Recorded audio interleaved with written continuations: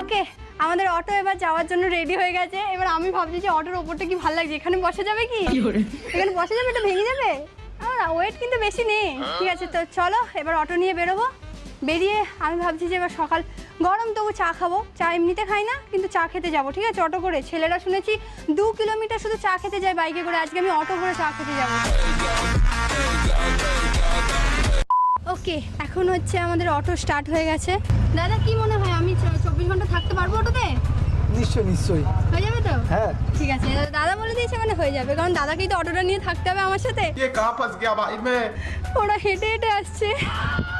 Seriously আজকে আমরা blog করতে এসেছি। এখানে একটা চায়ের দোকান খোলা থাকে রোজ, মানে আমরা রেগুলার প্রায় এখানে শ্যুট করি।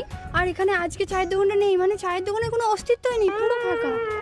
ওকে, এখন আমরা অটো করে একটা চায়ের দোকানের সামনে চলে এসেছি। আর যেহেতু আমি হচ্ছে অটো থেকে নামতে পারবো না, তাই জন্য হচ্ছে আমার ক্যামেরাম্যানরাই আমাকে একটু চা এনে দেবে।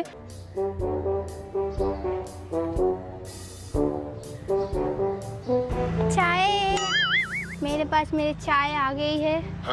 প্রচুর গরম এটা, হ্যাঁ প্রচুর গরম। আমাকে প্লেট দিয়েছে চায়ের সাথে এই প্রথমবার। তুই খাবি? নজর দিবি না তো? পেট খারাপ হবে না তো আমার?